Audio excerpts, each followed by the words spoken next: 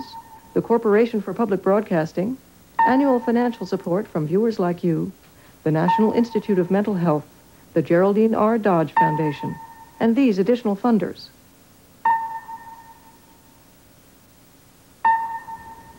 How do you think kids learn to talk? By imitating their mothers and the people around them. I guess their parents teach them, people around them. Children learn language from their parents, or who's ever rearing them or raising them. Yes, I think that a baby would imitate what he hears, yes. This is part 2 of a series on the human language.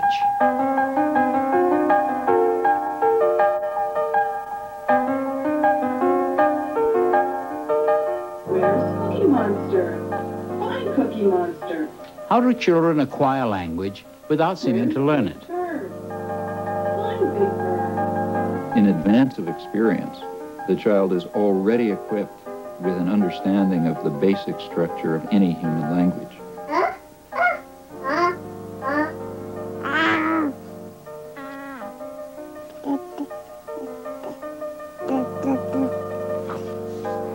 Show me your formula. Now okay, go. At the age of 3, there are many things a child can't do. Can't perform mathematical operations like multiplication or division or even subtraction. But it only takes a short amount of time to get a kid to be a member of a language community, such that he can infer reliably from the noises that people make to their states of mind. Papa. How on earth does he do it? Papa. Either it's there at birth or he has to learn it. Now, do birds teach their young to fly? Do mothers teach their children how to speak? Well, I really don't know whether birds teach their young to fly or not, though I suspect not. But I'm certain that mothers don't teach their children to talk.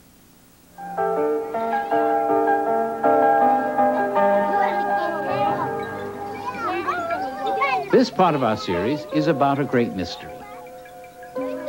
How do children acquire language without seeming to learn it? How do they know so many things with so little life experience to go on? A problem posed by Plato 2,000 years ago. How do children know how to walk and run around? How to pick up things with their fingers? How to use grammar effortlessly, without lessons? How do they do it?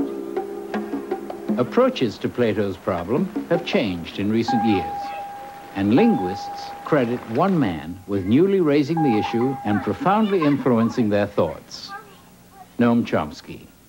Well, there is a general view that learning language is just like solving any other problem, that we have certain general ways of solving problems, call them mechanisms of general intelligence.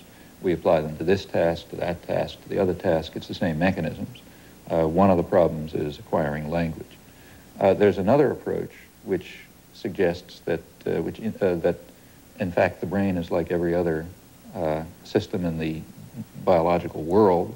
That is, it's highly differentiated into subsystems of special design and structure, and that one of these happens to have a special design for acquiring language. Chomsky has argued, to my mind convincingly, that many of the processes of mental computation involved in the normal use of language are inherited. You're born with them. They're in your genetic makeup. Coded in the DNA, the way it's coded in the DNA of a human being that he's going to develop arms instead of wings. And then if it's, as it were, coded in the genes, it's not surprising that we're all good at it. It's like we're all good at having hair or something. Having 2 arms, as Chomsky likes to say. Walking is presumably encoded in your DNA. It's part of the innate program of human beings in their development that they're going to learn to walk and not learn to fly. And perhaps not learn to climb very well. But they'll learn to walk terrifically well. We're designed to walk. It's actually an open question to what extent a child has to be in an environment of walking people in order to walk. But that we are designed to walk is certain. That we are taught to walk is impossible. And pretty much the same is true of language. Nobody's taught language. In fact, you can't prevent a child from learning it. It's probably a mistake to even use the word learning in connection with language acquisition. As far as we understand it, it has very much the properties of normal physical growth. So much of the what's called controversy about Chomsky's approach appears to arise from people's belief that they have to man this barricade on one side or the other.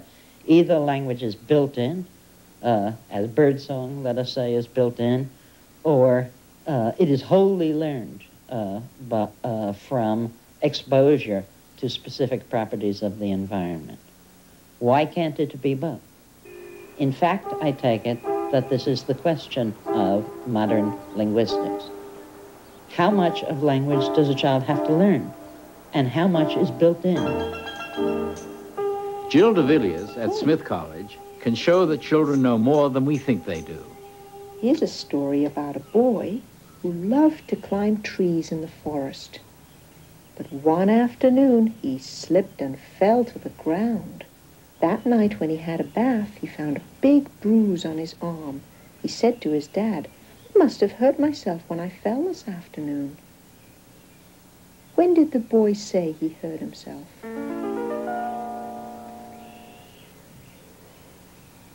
Climbed up a tree. Oh, right, he did. When he was taking a bath. When he was taking a bath. In the bathtub. In the bathtub, When he fell down from the tree. That's right. When did the boy say he hurt himself? When he fell. When he fell this afternoon. Any other possibilities? In the bathtub. In the bathtub. There are two possibilities. Well, he said it in the bathtub, and he hurt himself in the afternoon. That night, when he had a bath, he found a big bruise on his arm. He said to his dad, "I must have hurt myself when I fell this afternoon." When did the boy say how he hurt himself? In the bathtub. Mm-hmm. And when he was bath. When he was in the bath, you're right. So where's the other answer? When did the boy say how he hurt himself? Why isn't it when he fell out the tree that afternoon? Could you give us the two again, side by side? When did the boy say he hurt himself? When did the boy say how he hurt himself? The presence of that middle question, how, seems to block one of the interpretations. This is not the kind of sentence anybody has ever taught them about. They haven't had lessons sitting down with their parents saying, "No, no, no, you misinterpreted what I meant this." I would think that the child would have to already have some kind of knowledge of grammar and syntactical structure. This is the claim. When did the boy say how he hurt himself? When he was taking a bath. Mm-hmm. It's the imitation theory versus the innateness theory. Now listen, I'm going to teach you to say something very important. It might be the most important word you ever learned, okay? And that word is Ernie, okay? Go ahead, say it. Say Ernie. People often ask, what's the big problem about a child learning grammar? Doesn't the child just imitate what he or she hears, get reinforced one way or another, and end up knowing the language? Okay, listen. Here's knee, knee, knee, knee. Now you just say knee, okay?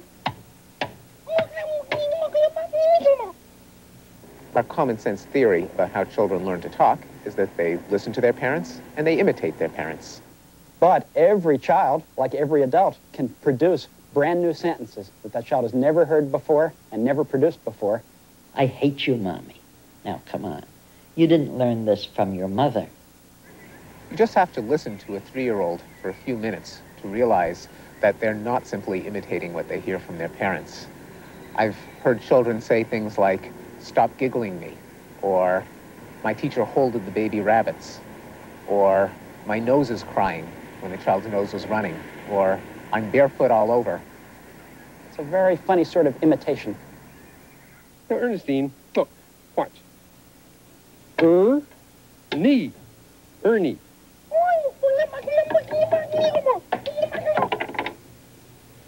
Oh, well. Hi, Ernie. Hi, Bert.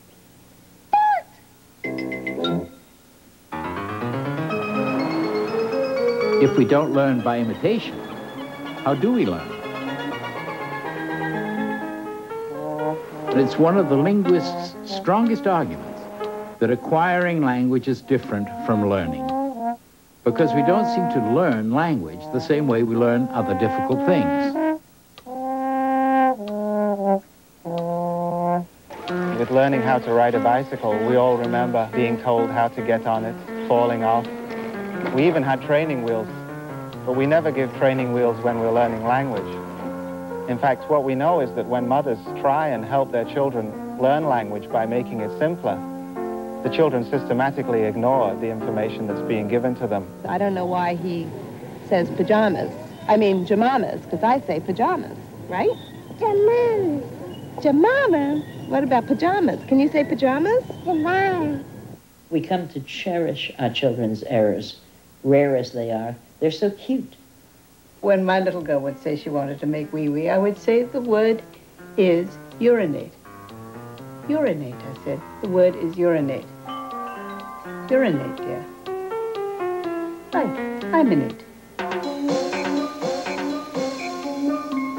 We know that some mothers correct their children, but we also know that not all mothers do. And we know that all children learn to speak.